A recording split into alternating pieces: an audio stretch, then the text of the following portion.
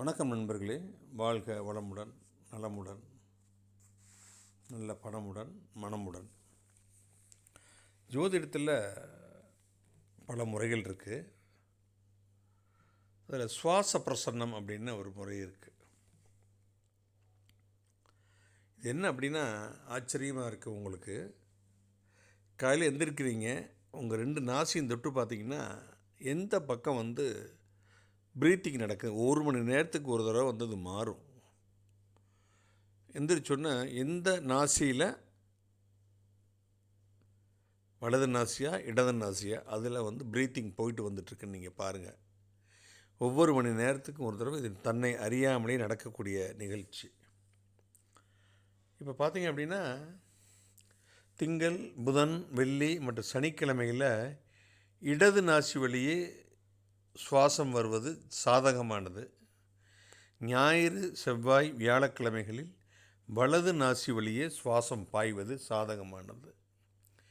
இவ்வாறு இன்றி சுவாசம் மாறுபட்டு வலது நாசி வழியே சுவாசம் வர வேண்டிய நாட்களில் இடது நாசி வழியே வருவதும், இடது நாசி வழியே வர வேண்டிய நாட்களில் வலது நாசி வழியே வருவதும் கெட்ட பலன்களை தரும். சுவாசம் நான் சொன்னபடி சாதகமாக நடைபெறும் நாட்களில் ஒருவருக்கு நல்ல ஆரோக்கியமான உடல் நலமும், பணவரவும், நல்ல உணவும், மற்ற பல நன்மைகளும் தரும் செயல்களும் நிகழும். அவ்வாறு இன்றி சுவாசம் பாதகமாக அமைய நேரிட்டால் நல்ல உணவு, உறக்கம் எதுவுமே கிடைக்காது. எல்லோரிடமும் சண்டை, சச்சரவு ஏற்படும். இயற்கை உபாதைகள் கழிப்பதில் கூட துன்பம் ஏற்படும் அப்படிங்கிறாங்க. புரிஞ்சுங்களா நான் சொல்கிறது? இந்த சுவாசம் மாறி மாறி தப்பாக வந்துச்சுன்னா, ஞாயிற்றுக்கிழமை மாறி வந்தது அப்படின்னா, ஞாயிற்றுக்கிழமை வலது நாசி வழியை தான் காலை எந்திரிச்சோன்னு டச் பண்ணி பாருங்கள். வலது நாசி வழியே வரணும். அது இடது நாசி வழியே வந்துருச்சு அப்படின்னா பாதகமான சுவாசம் அமைய உடல் இலங்கும் வலி, வேதனை தரும். திங்கட்கிழமையில் இடது நாசியிலே தான் சுவாசம் நடக்கணும். எந்திரிச்ச உடனே வலது நாசியில் வந்தால் சண்டை வரும். இதே மாதிரி செவ்வாய்க்கிழமை மாறி வந்ததுன்னா அந்த நபருக்கோ அல்லது உறவினருக்கோ மரணம் நிகழலாம். புதன்கிழமை அந்த மாதிரி மாறி வந்ததுன்னா தொலைதூர பயணம் ஏற்படுமா. வியாழக்கிழமை அந்த மாதிரி மாறி வந்தது அப்படின்னா ஏதேனும் தீங்கு நிகழும், அரசாங்கத்தால் ஆபத்து நேரிடும். வெள்ளிக்கிழமை அந்த மாதிரி மாறி வந்துச்சுன்னா எடுத்த செயல்கள் தோல்வி அடையுமா. சனிக்கிழமையில் அந்த மாதிரி மாறி வந்ததுன்னா பொருளாதார இழப்பு, வலிமை இழப்பு, பயிர் சேதம், நிலம் தொடர்பான வழக்குகள் வரும்னு சாஸ்திரம் சொல்லுதுங்க, நான் சொல்லலை.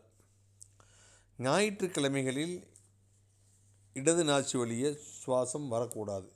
ஞாயிற்றுக்கிழமையில் வலது நாசியில் தான் எந்திரிச்ச உடனே சுவாசம் பாயுதில் அதான் கணக்கு.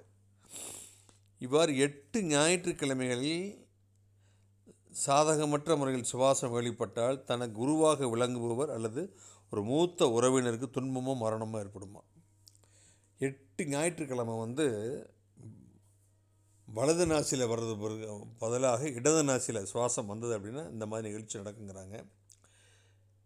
8 திங்கட்கிழமைகளில் சாதகமற்ற சுவாசம் வந்தால் தனது குழந்தைகள் அல்லது இளைய உறவினருக்கு துன்பம் நேரிடுங்கிறாங்க. 8 செவ்வாய்க்கிழமைகளில் சாதகமற்ற சுவாசம் நிகழ்வது எதிரிகளிடம் சிறைப்பட நேரிடுங்கிறாங்க. 8 புதன்கிழமையில் சாதகமற்ற சுவாசம் அசைவது கடும் நோய் அல்லது மரணம் ஏற்படலாம். 8 வியாழக்கிழமைகளில் சாதகமற்ற சுவாசம் இருப்பது சாதகரின் ஆசிரியருக்கு துன்பம் நேரலாம்.